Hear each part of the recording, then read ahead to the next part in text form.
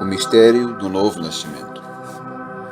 Aqui neste vídeo estarei trazendo um verdadeiro entendimento e um segredo antigo que sempre foi conhecido pelos sábios sobre o género dos céus e a terra, e alguns detalhes que foram encobertos através dos tempos pela religião. Talvez você já tenha colocado esta questão diversas vezes. Por que será que Deus fez tudo com o padrão macho e fêmea na terra? E por que no céu só compreendemos o género masculino? Sempre nos ensinaram que a existência celestial, como anjos e espíritos, não tem sexo. É verdade, mas não estamos a falar de seres criados, estamos a falar do Criador, o único, o autossuficiente, aquele que não tem nenhum outro acima dele, e tudo foi feito pelo poder da sua palavra. Nas Escrituras existe um mistério que deixam alguns estudiosos e teólogos sem compreensão plena e absoluta e acabam por negar o óbvio e o profundo que está revelado na Palavra de Deus. Hoje vamos falar sobre o enigmático assunto do novo nascimento. Para entendermos este assunto, precisamos compreender o verdadeiro significado da frase "Façamos o homem à nossa imagem e semelhança", de Gênesis capítulo 1, verso 26.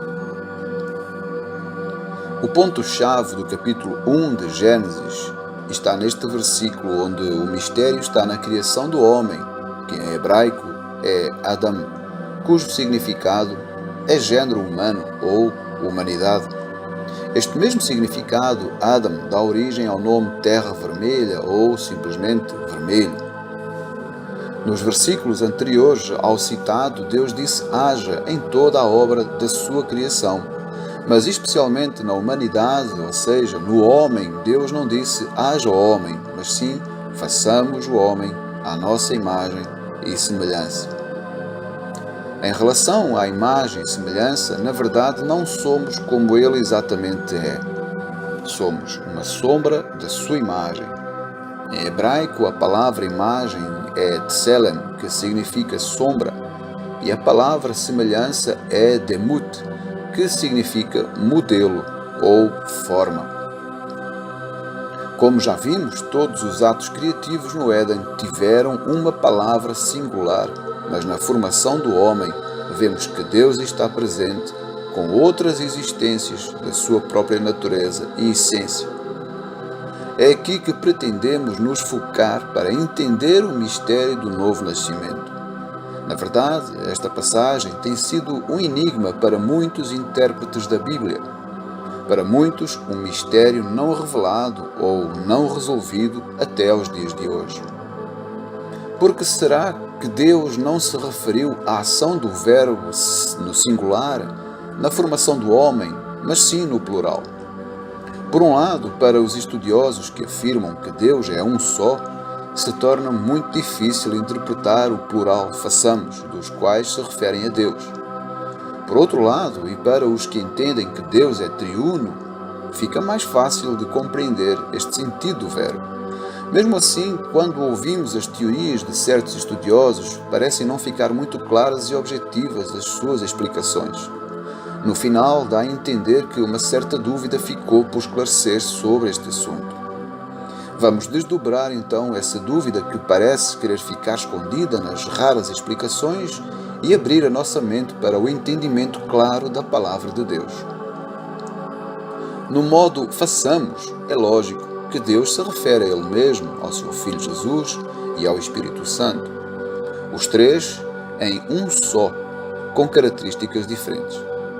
Deus, o Pai ou Criador, o Filho, o Salvador ou Mediador, e o Espírito Santo, o Consolador ou o Ajudador.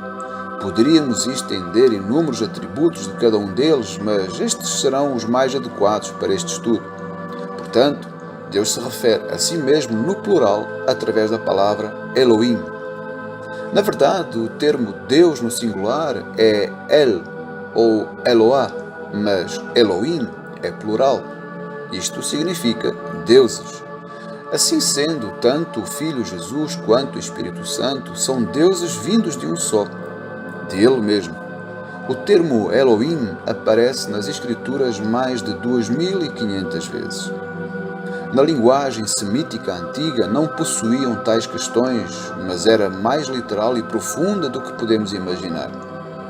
Para entendermos este mistério, é necessário entender a intenção de Deus que criou todas as coisas, ao qual Ele é soberano.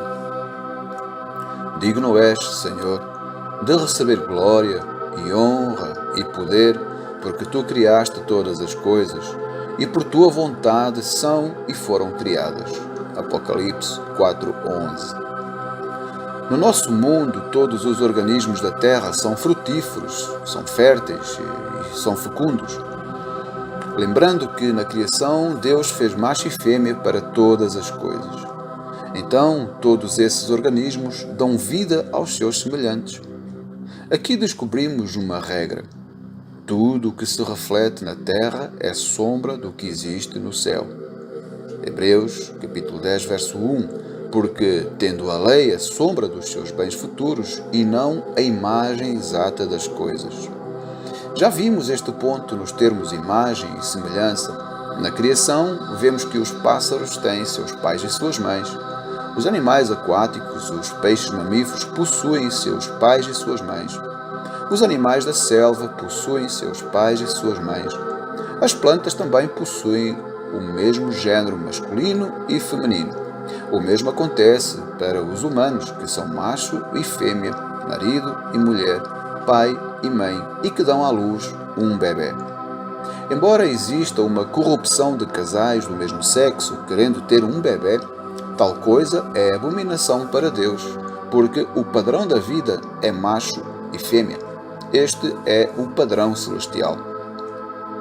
Ninguém pode nascer nesta terra sem um pai, muito menos sem uma mãe. Deus decretou este princípio que sempre haverá um ser masculino e outro feminino para a fecundação. A única exceção em toda a história da humanidade foi o nascimento de Jesus, que não teve a intervenção de um pai biológico, mas nasceu de uma mãe biológica pela ação do Espírito Santo. Este mistério e fenómeno é pouco compreendido pela ciência e pela física e negam de todo essa possibilidade. Jesus sempre se referiu a Deus como seu Pai, mesmo que José fosse a presença masculina da casa, mas Jesus nos ensinou a vermos Deus como o agente da paternidade de nossas vidas. Muitos dos organismos da Terra seguem esta regra do Criador e este mistério da vida da reprodução. No processo da fecundação, como sabemos, um espermatozoide fertiliza o óvulo e forma um organismo através dos seus dados genéticos. Isto acontece graças a um órgão minúsculo responsável para provocar uma reação energética das células, as tão chamadas mitocôndrias. O seu desempenho é fundamental para abastecer os nutrientes e energia para os organismos vivos, incluindo a respiração.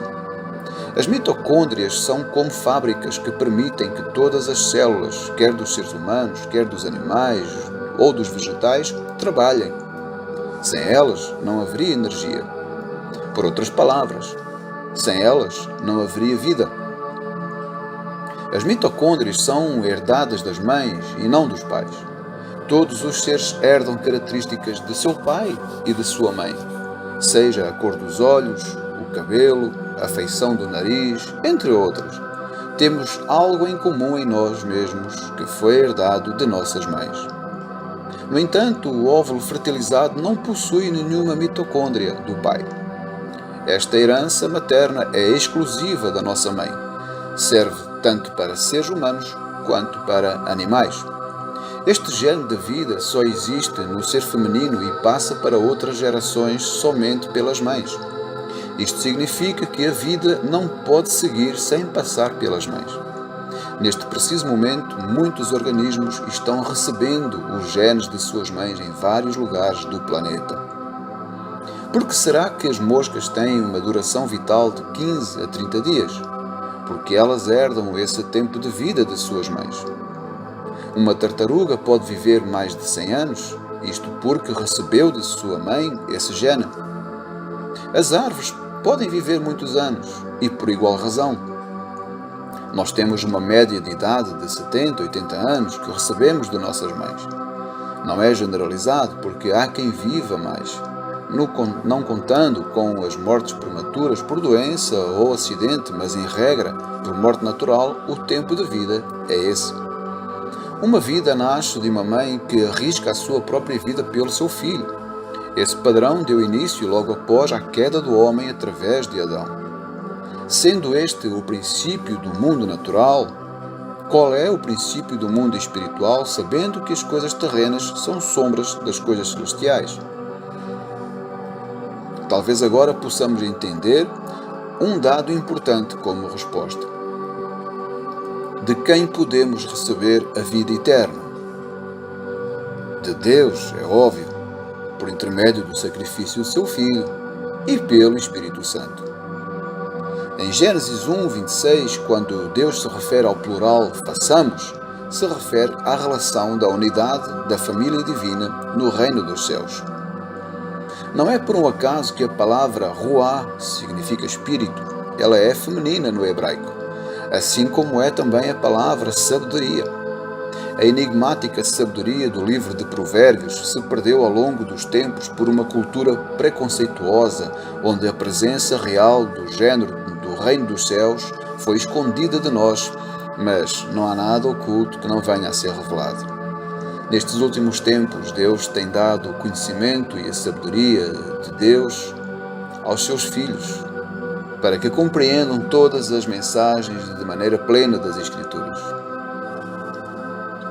Qual é a aparência dos seres que foram criados à imagem e semelhança de Deus, chamado Elohim, ou deuses? É a família divina, pois a família divina criou o homem à sua imagem e semelhança, macho e fêmea os criou, homem e mulher os criou. É magnífica a revelação divina quando entendemos a forma como Deus faz as coisas. Deus fez a mulher a partir do homem, uma metáfora dando a entender como se a mulher estivesse dentro do próprio homem. Deus disse que o homem precisava de uma companheira, uma ajudadora, uma auxiliadora, para não ficar só. Olhando agora para a interpretação da sombra das coisas, Deus tirou de dentro de si mesmo o espírito. Então, Deus criou a sua imagem da parte masculina e o seu espírito se reflete na sua outra parte feminina, chamada nas Escrituras antigas de espírito de sabedoria. Não há sabedoria, nem inteligência, nem conselho contra o Senhor. Provérbios 21:30. Mas a sabedoria que do alto vem é primeiramente pura, depois pacífica, moderada, tratável, cheia de misericórdia e de bons frutos, sem parcialidade e sem hipocrisia. Tiago 3:17.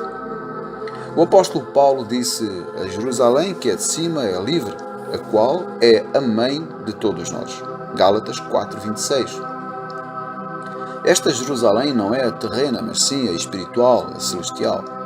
E eu, João, vi a santa cidade, a nova Jerusalém, que de Deus descia do céu, adereçada como uma esposa ataviada para o seu marido. Apocalipse 21:2. Porque será então que não há grande esclarecimento ao uso do plural de Elohim nas Escrituras por parte dos estudiosos? Certamente porque negam o princípio feminino que acompanha a Deus Pai nas Escrituras. Agora entendemos que a mulher tem um papel fundamental na imagem da divindade. Na família divina, o Espírito de Deus é a imagem feminina. Lembra dos genes da mãe que estão nos filhos? Estão também na noiva, na igreja. O Espírito Santo é o Consolador referenciado por Jesus, que viria depois que ele fosse ascendido aos céus. O papel do Consolador é o de mãe que pega seu filho ao colo, cuida, guarda, protege, defende, exorta e ensina todas as coisas. Não é por um acaso que Deus dá a seguinte referência: porventura, pode uma mulher esquecer-se tanto de seu filho que cria, que não se compadeça dele, do filho do seu ventre? Mas ainda que esta se esquecesse dele, contudo, eu não me esquecerei de ti. Isaías 49:15. Então, na estrutura do Espírito Santo, como sendo a nossa mãe, está o seu gene espiritual em nós, e dessa forma fazemos parte da família divina. Agora entendemos a constituição da família celestial. Nós somos o santuário de Deus, onde habita o seu espírito, a parte feminina. Lembra do gene da mãe?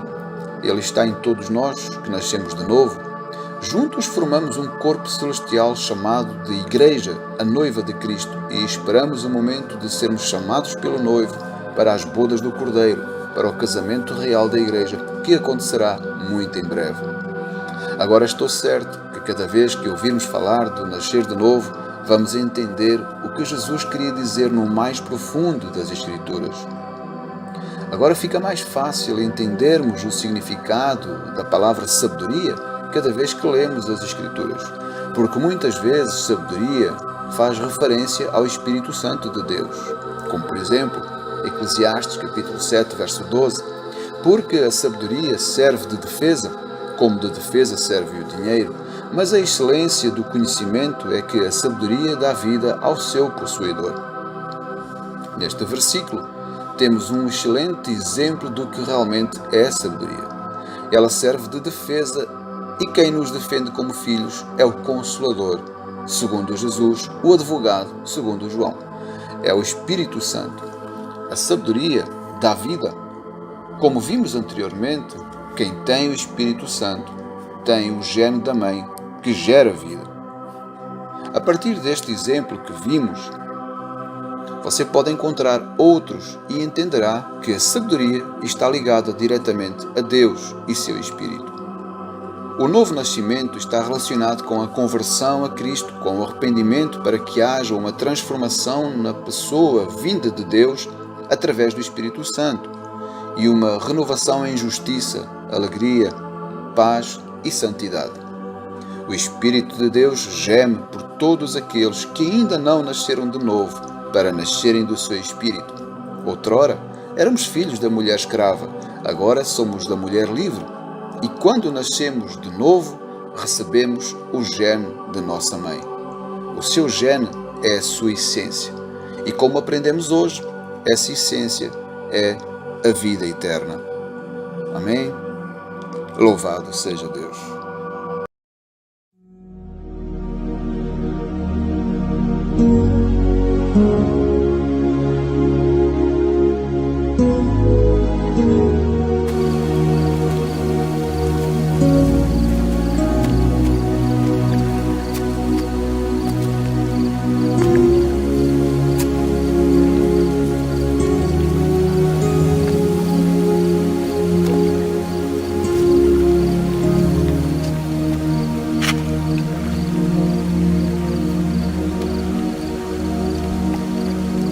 Rabi, bem sabemos que és mestre vindo de Deus, porque ninguém pode fazer estes sinais que tu fazes se Deus não for com ele. Na verdade te digo que aquele que não nascer de novo não pode ver o reino de Deus. Como pode um homem nascer sendo velho? Pode, porventura, tornar a entrar no ventre de sua mãe e nascer?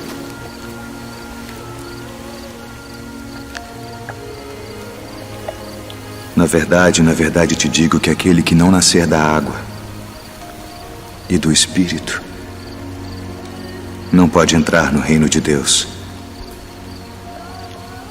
O que é nascido da carne é carne, e o que é nascido do Espírito é Espírito. Não te maravilhes de te ter dito: necessário vos é nascer de novo.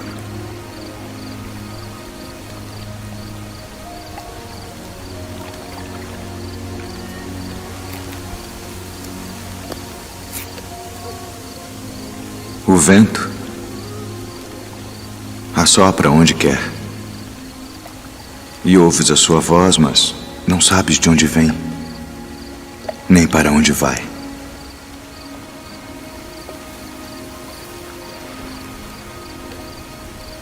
Assim é todo aquele que é nascido do Espírito. Como pode ser isso? Tu és mestre de Israel e não sabes isto. Na verdade te digo que nós dizemos o que sabemos e testificamos o que vimos, e não aceitais o nosso testemunho.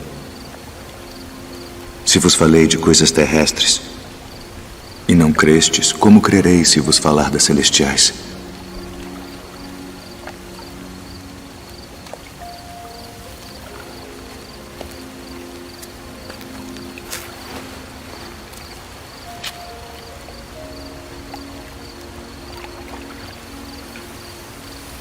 Ninguém subiu ao céu, senão o que desceu do céu, o Filho do Homem que está no céu. E como Moisés levantou a serpente no deserto, assim importa que o Filho do Homem seja levantado, para que todo aquele que nele crê não pereça, mas tenha a vida eterna. Porque Deus amou o mundo de tal maneira que deu seu Filho unigênito, para que todo aquele que nele crê não pereça, mas tenha a vida eterna. Porque Deus enviou o seu Filho ao mundo não para que condenasse o mundo, mas para que o mundo fosse salvo por ele. Quem crê nele não é condenado, mas quem não crê já está condenado, porquanto não crê no nome do unigênito Filho de Deus. E a condenação é esta: que a luz veio ao mundo e os homens amaram mais as trevas do que a luz, porque suas obras eram más. Porque todo aquele que faz o mal odeia a luz e não vem para a luz, para que as suas obras não sejam reprovadas. Mas quem pratica a verdade vem para a luz, a fim de que as suas obras sejam manifestas, porque são feitas em Deus.